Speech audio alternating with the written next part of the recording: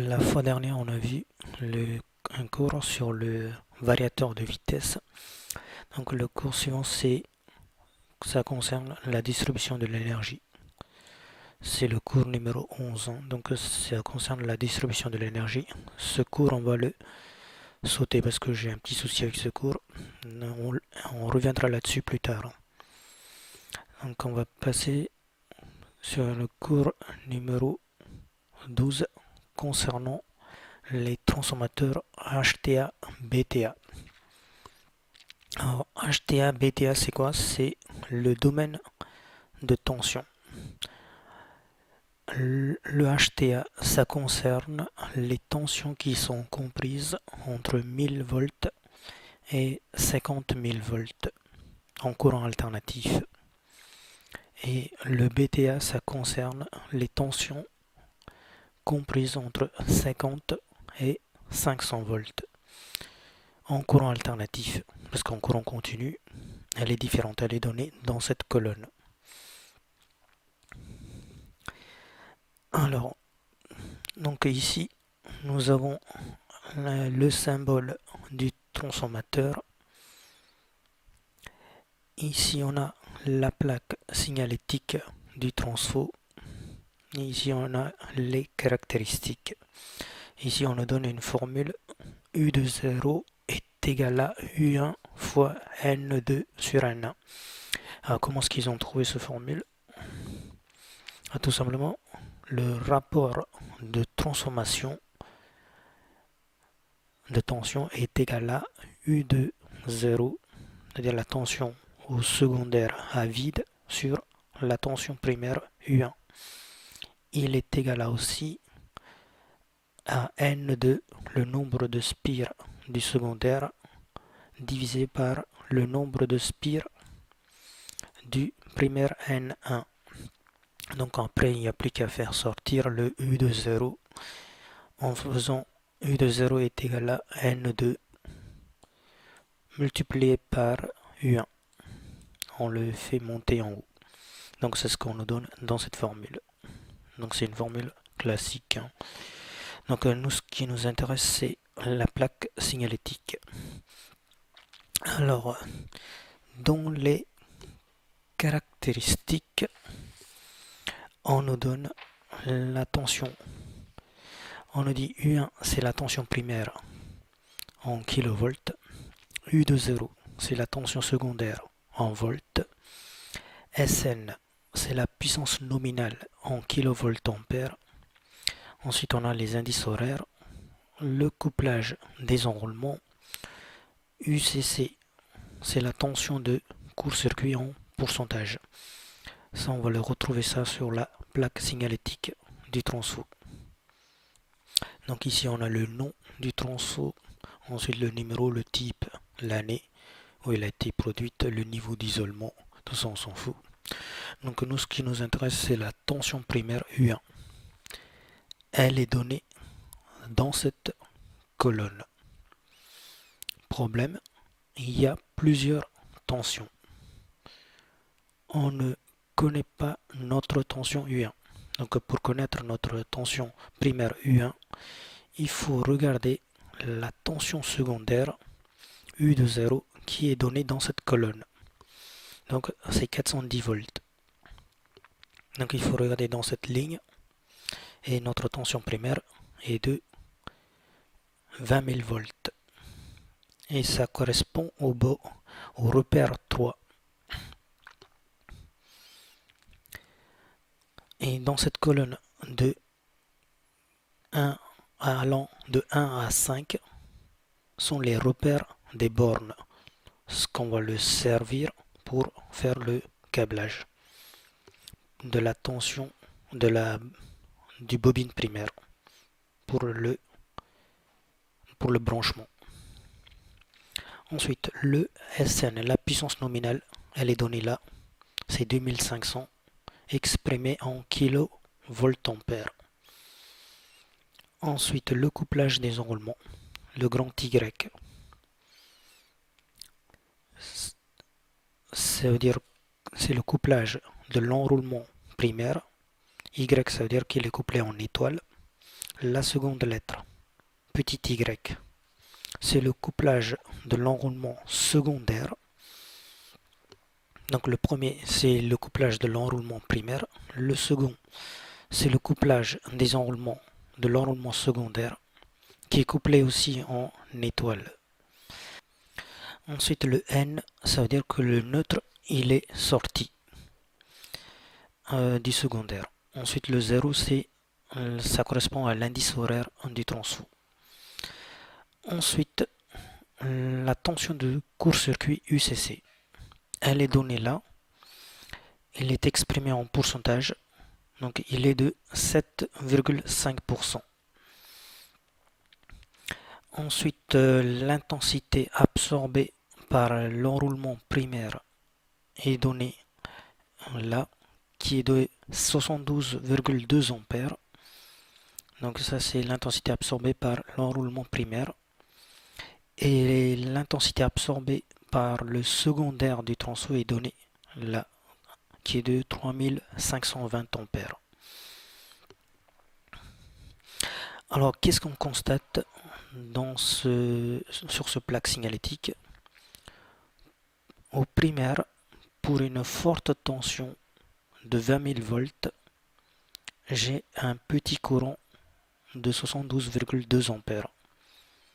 Et au secondaire, pour une faible tension de 410 volts, j'ai un fort courant de 3520 ampères.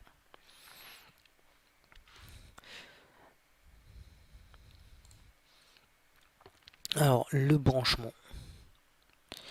Maintenant, on va passer au branchement du transfo.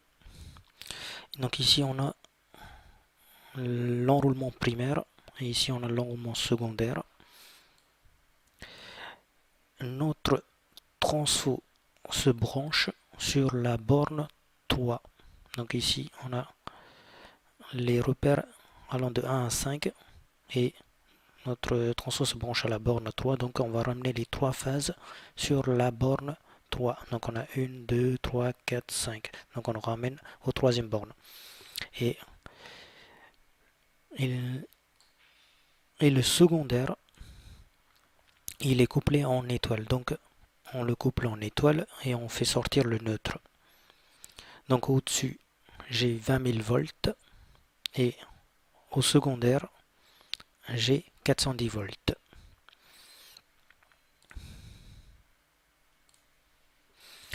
Ensuite, on nous parle du courant assigné au secondaire. On nous donne la formule de puissance apparente Sn qui est égale à U de 0, la tension à vide au secondaire, multiplié par I de N, l'intensité absorbée par le secondaire, c'est l'intensité nominale, multiplié par racine de 3. Donc après, pour I de N, il suffit de faire Sn, la puissance apparente, sur U de 0, multiplié par racine de 3. Ici, dans notre transfo U de 0, dans notre transfo, la puissance apparente est de 2500 kVA. Donc, il faut le mettre en volt-ampère. Donc, 2500 multiplié par 10 puissance 3, divisé par la tension à vide est de 410 volts, multiplié par racine de 3. Ce qui nous fait 3520 ampères. Donc, c'est bien ce qu'on trouve sur la plaque signalétique du transfo. Ensuite, on nous parle du courant de court-circuit ICC. Alors, on va aller mollo pour ça, parce qu'il est assez balèze à expliquer. Alors déjà, c'est quoi un court-circuit dans un transformateur?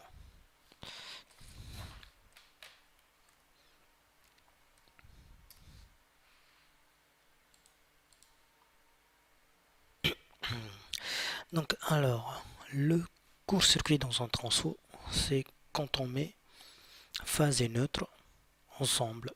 Donc là, ça va former un court-circuit.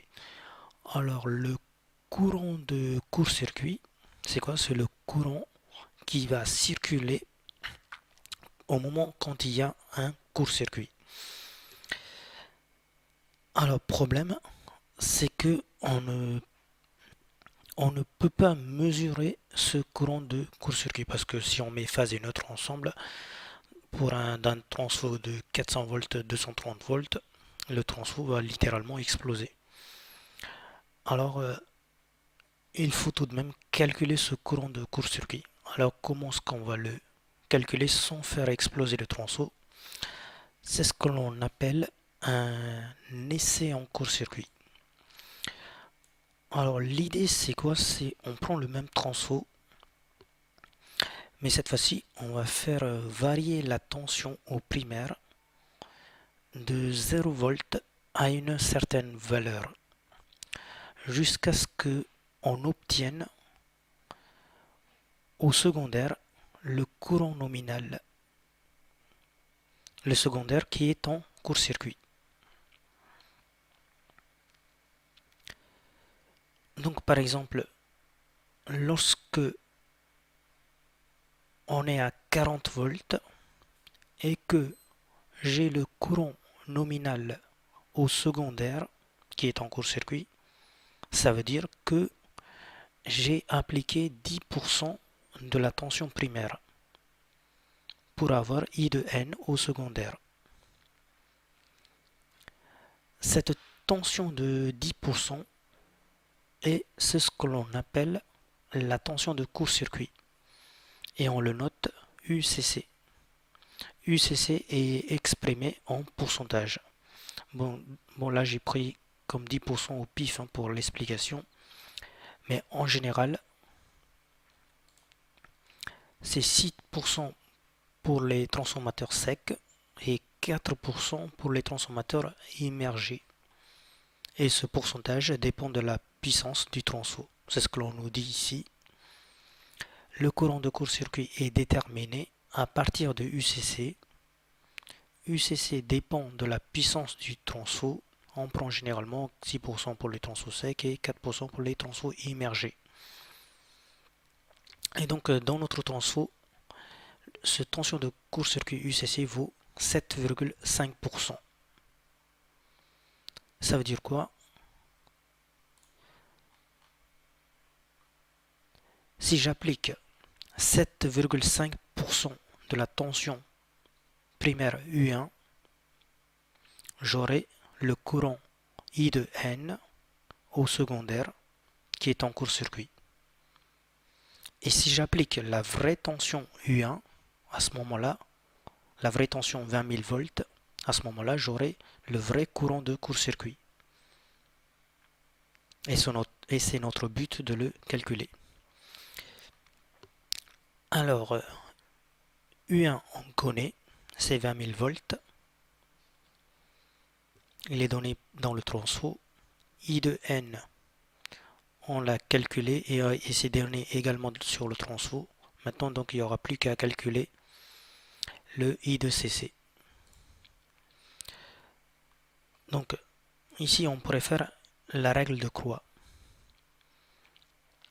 Donc, U1 fois 7,5% multiplié par I de CC est égal à U1 fois I de N.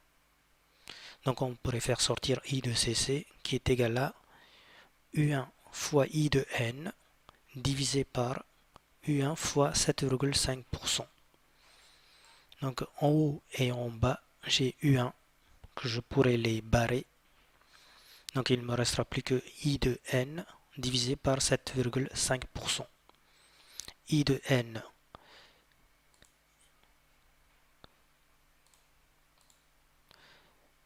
on a calculé tout à l'heure qui était de 3520 ampères. Il est également donné sur le transfo.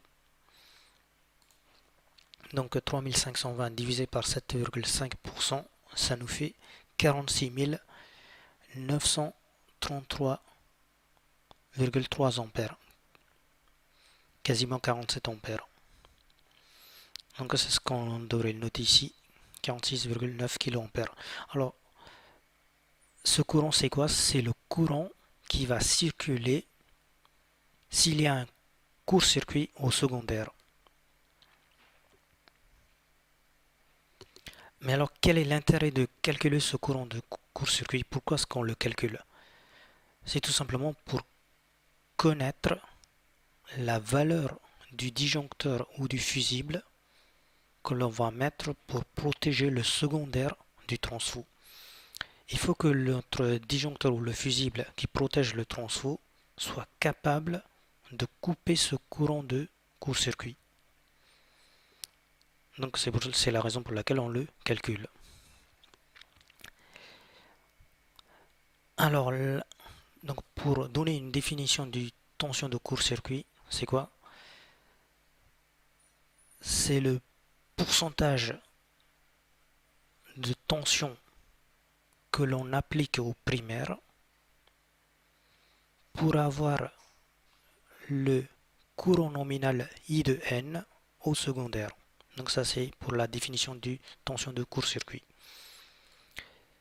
Donc c'est ce qu'on nous dit ici dans ce paragraphe. UCC correspond à la valeur du pourcentage de la tension primaire qu'il faut appliquer pour que circule le courant assigné dans le secondaire qui est en court-circuit. Alors ici, je vous ai parlé des transformateurs secs et immergés. Donc ici, nous avons une image du transfo immergé et du transfo sec.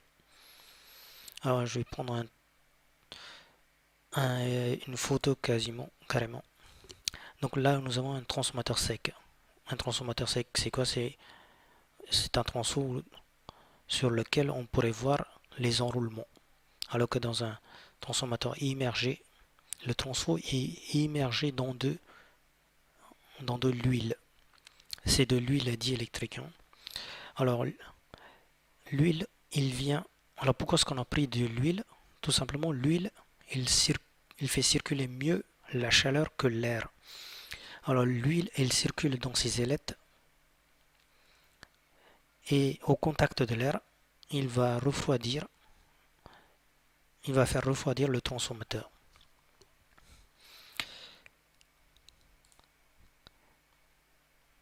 Alors ici on nous parle d'un relais Buchholz. Alors ce relais Buchholz, il est utilisé dans les transformateurs immergés. Donc ici nous avons le relais Buchholz, il est relié aux cuves du transformateur. Donc c'est un circuit hermétiquement fermé dans lequel il y a de l'huile. Si par exemple le transfo il chauffe, si on fait chauffer de l'huile de friture, qu'est-ce qui se passe? Il y a des bulles qui se forment. Donc là c'est pareil, si le transfo il chauffe, il y aura de l'huile qui va se former dans ce relais. Et donc l'air il va se mettre dans cette partie en haut. L'air qui s'engouffre dans cette partie vide va faire pression sur le flotteur F1. Et donc le flotteur F1, il va descendre et va fermer un contact. Et ce contact va signaler une alarme pour dire que, attention, le transfo il chauffe. Alors maintenant, si le transfo il surchauffe énormément, qu'est-ce qui se passe? Il y aura un fort débit dans ce circuit. Il y aura un fort courant qui va circuler dans le circuit et va faire basculer le flotteur F2. Et ce flotteur F2 va fermer un contact. Et ce contact va signaler, il ne va pas signaler, il va faire déclencher un disjoncteur ou un fusible par exemple. Donc c'est ce qu'on nous dit ici. Relais Buchholz, pour tout petit défaut interne, il se produit un faible dégagement gazeux qui se localise dans le relais et fait descendre le flotteur F1. Donc on a un contact fermé et ensuite on a une alarme. Pour un défaut important, il se produit un fort dégagement gazeux qui pousse le flotteur F2 et donc il ferme un contact et on a un déclenchement. Alors ce relais Buchholz, il est employé au-dessus de 100 kVA vraiment pour des gros transformateurs.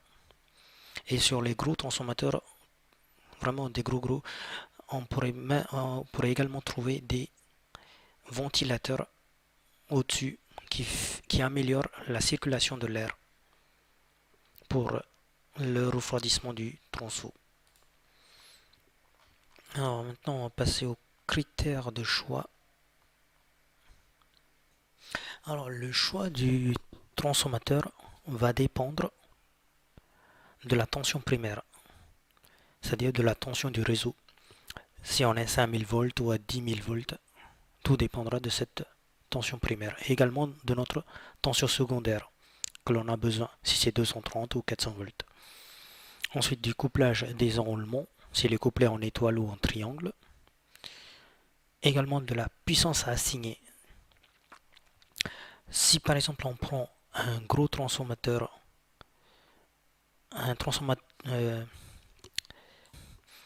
si par exemple on prend un gros transformateur par rapport à notre besoin, un tronçon dont la puissance qui est très grande par rapport à notre besoin, ça va nous coûter très cher. Et si on prend un tronçon dont la puissance elle est plus petite par rapport à notre besoin, le tronçon va surchauffer et de toute façon on n'aura pas l'intensité suffisante pour notre installation. Donc le choix du tronçon va dépendre aussi de la puissance assignée. Ensuite de la température du local. Et la température on le déclasse en fonction. Le déclassement se fait en fonction de la température. Et également, le choix du tronçon va dépendre aussi du type de transformateur, s'il est sec ou il est immergé. Et également s'il pourrait être installé à l'extérieur ou en cabine. Par exemple, on a des tronçons qui sont installés à l'extérieur, qu'il pleuve ou qu'il neige, ils peuvent être installés à l'extérieur. Parce que les contacts ils sont complètement isolés. Alors ici, je vous ai parlé de la température du local qui se déclasse en fonction de la température. Alors pour ça, on a une courbe. Donc on va faire une zoom sur cette courbe. Alors cette courbe, ça va nous permettre de déclasser le tronçon en fonction de la température. Donc sur l'axe des ordonnées, on a la température. Sur l'axe des abscisses, on a des coefficients. Donc si je prends par exemple 20 degrés, je regarde le coefficient est de 1. Et au-dessus de 20 degrés, le coefficient est supérieur à 1. Et en dessous de 20 degrés, le coefficient est inférieur à 1. Ça veut dire quoi? Au-dessus de 20 degrés, le tronçon il va certainement chauffer beaucoup plus. Il y aura des pertes. Donc il ne va pas fournir sa puissance nominale. Et en dessous de 20 degrés, comme le coefficient est inférieur à 1, ça veut dire que le tronçon il pourra fournir beaucoup plus que sa puissance nominale. Donc prenons par exemple un tronçon dont la puissance assignée vaut 250 kVA.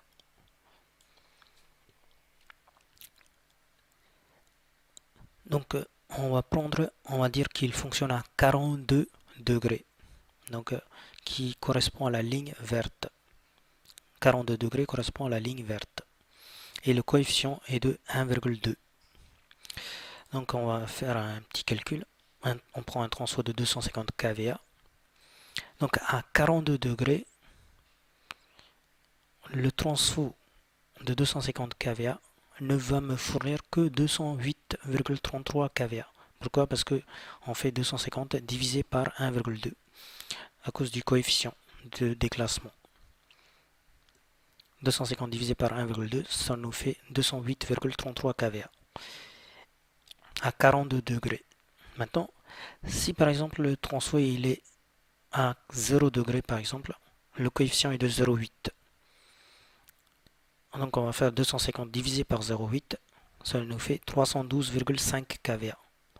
Donc à 42 degrés, il va me fournir un transfo de 250 kVA. À 42 degrés, il va me fournir 208 kVA. Et à 0 degré, il pourra fournir beaucoup plus que sa puissance nominale. Okay, donc en dessous, on a un exemple. On nous demande de déterminer la puissance nominale, la puissance normalisée du transformateur, sachant que le courant d'emploi est de 680 ampères, U2 nominal est de 400 volts, la température du local est de 42 degrés, prévoir une réserve de 20% en vue d'extension. Alors pour ça, on va déjà calculer la puissance apparente du transfo en connaissant la formule S égale UI racine de 3. U, on connaît, c'est 400 volts. I, intensité absorbée, est de 680 ampères. Donc on va faire UI racine de 3. 400 fois racine de 3 fois 680.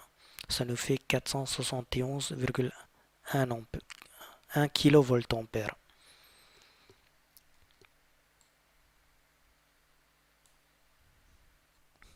Alors maintenant, si je prends ce transfo de 471 kVA et que je le place à 42 degrés, qu'est-ce qui se passerait? Donc le 42 degrés, ça correspond à un coefficient de 1,2. Donc à 42 degrés, il y aura certainement des pertes dues à l'effet Joule. Donc le transfo, il va me fournir beaucoup moins que sa puissance nominale, qui est de 471,1 kVA. Donc à 42 degrés, le transformateur, il va me fournir 471,1 kVA divisé par 1,2, ça va nous fournir 392,5 kVA à peu près. Donc il va me fournir beaucoup moins que sa puissance nominale. Maintenant, il faut que mon transfo à 42 degrés, il faut que mon transfo me fournisse 471,1 kVA. Ça, c'est mon but. Alors, qu'est-ce qu'il faut faire pour que mon transfo à 42 degrés me fournisse 471,1 kVA? Alors, au lieu de diviser par 1,2, je le multiplie par 1,2. Donc, je surclasse le transfo. Donc, je mets 471,1 multiplié par 1,2, ça nous fait 565,3 kVA. Donc, je prends un gros transformateur, je le mets à 42 degrés dans un local. Donc, avec les pertes par effet Joule, il va me fournir 471,1 kVA. Donc, comme ça, j'atteins mon but. Maintenant, il faudrait également prévoir une réserve de 20% en vue d'extension si jamais on met des récepteurs en plus dans le temps. Alors, la puissance apparente est égale à 565,3 plus 20% de cette puissance. Ça nous fait 678,4 kVA. Donc maintenant, j'ai la puissance du transfo. Il n'y a plus qu'à aller voir dans le catalogue les transfos que l'on nous propose. Donc là, on a la puissance normalisée des transfos. Disons que j'ai 630 kVA. Moi, ce que j'ai besoin, c'est 678,4 kVA. Donc au-dessus, j'ai un 800 kVA. Donc je prends un transfo de 800 kVA comme puissance normalisée du transfo. Ensuite, dans une deuxième partie, nous verrons le couplage des transformateurs.